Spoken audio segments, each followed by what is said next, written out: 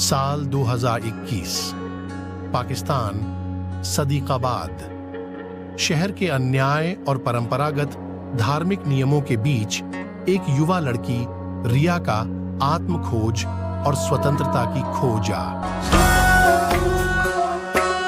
माहौल जो है खुशनुमा सा, हर तरफ हंसी और लोगों की भीड़ की आवाज, क्योंकि यह माहौल है शादी का आयशा की।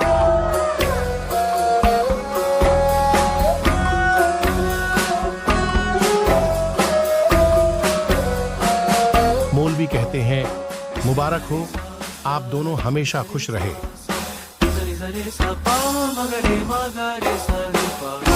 आयशा और उसका पति दोनों एक दूसरे के साथ काफी हंसी खुशी जिंदगी बिता रहे थे, मगर शादी के 2 साल बाद आयशा का पति उसे अपने बचपन के दोस्त अली के साथ फोन पर बात करते हुए देखता है, तो आयशा के पति को यह लगता है कि आयशा उसे धोखा दे रही है और आयशा से बगैर बात करें, उसे बिना बताएं अगले दिन सबके सामने तलाक दे देता है। मैं तुम्हें अब अपना पत्नी नहीं मानता हूँ। तुम्हारे साथ मेरी जिंदगी यही तक थी।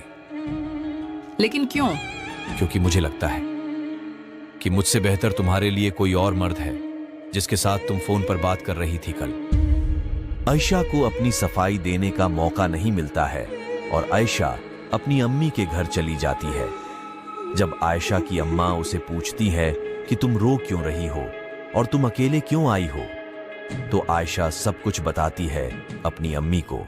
कुछ दिनों बाद अली को जब यह पता चलता है कि आयशा के पति ने उसे छोड़ दिया है इसलिए क्योंकि अली के साथ आयशा बात कर रही थी फोन पर, तो यह सारी कहानी सुनकर अली आयशा के पति को फोन लगाता है और सब कुछ सच सच बता देता है। जब आयशा के पति को सच के बारे में पता चलता है तो उसे अपने गलती का एहसास होता है और आयशा से माफी मांगने के लिए उसके अम्मी के घर जाता है। जब आयशा का पति उससे अपनी गलती के लिए माफी मांगता है तो आयशा उसे बात करने के लिए मना कर देती है। मुझे आपसे बात नहीं करनी है। आपको जो फैसला लेना था वो आपने ले लिया है, तो आप वापस जा सकते हैं। आयशा, मैं मानता हूँ कि मैंने जो गलती की है वो माफी के लायक तो नहीं है, लेकिन खुदा भी हर किसी को दूसरा मौका देता है। मैं हाथ जोड़ता हूँ, प्लीज खुदा के वास्ते मुझे दूसरा मौका दे दो। तो आयशा इमोशनल होकर अपने पति को माफ कर देती है। आयशा, मैं कल मौलवी साहब को लेकर वापस आऊंगा और पूरे रीति रिवाज से तुम्हें फिर से अपना आऊंगा। सुबह होती है और एक नई जिंदगी की शुरुआत होती है।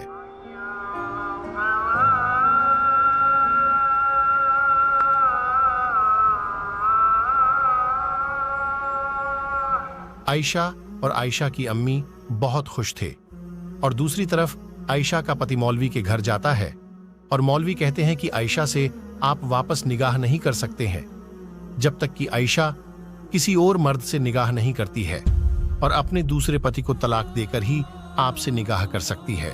मौलवी साहब, ये आप क्या कह रहे हैं? हाँ, मैं सही कह रहा हूँ। आयशा को हलाला के नियम माने होंगे और अपने दूसरे पति के साथ सुहाग रात मनाना होगा।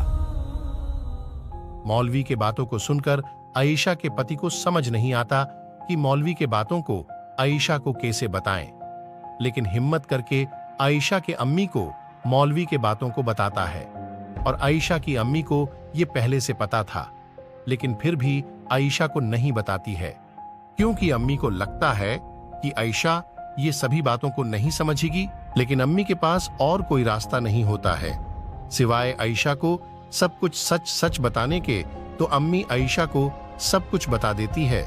तो आयशा कहती है, मैं ये नहीं करूंगी अम्मी। बेटा, यह तेरे लिए जरूरी है। तू यह करने के लिए तैयार है ना? नहीं अम्मी, मैं नहीं कर सकती। ये मेरे लिए बहुत बड़ा फैसला है। बेटा, अगर तू ये नहीं करेगी तो हमारी इज्जत खतरे में है। पर अम्मी, ये गलत है। आप कैसे माँ हो जो अपनी शादीशुदा बेटी को किसी और मर्द के साथ रात गुजारने को कह रही हो? तू हमारी बात नहीं समझेगी।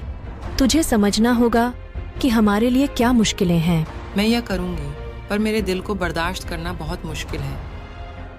यह सब गुजर जाएगा, तुझे हिम्मत रखनी होगी।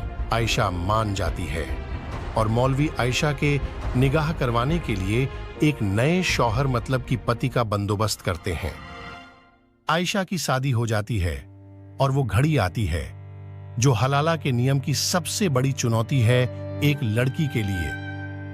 वो घड़ी है एक रात, एक लड़की अपनी मान सम्मान और अपनी नंगी जिस्म एक गैर मर्द को सौंप देती है और वो मर्द उस लड़की के साथ इजायत रेप करता है पूरी रात।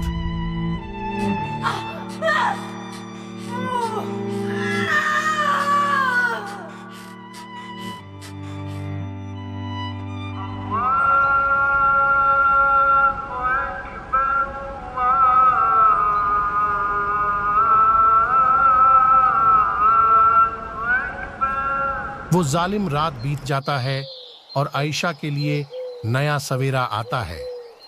आयशा अपने दूसरे पति को तलाक देती है।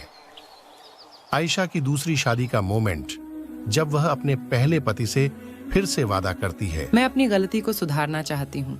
मैं आपके साथ फिर से जीवन बिताना चाहती हूँ। आयशा अपने पहले पति से फिर से निगाह कर लेती है और आयशा अपने पति के साथ एक नए जिंदगी की शुरुआत करती है।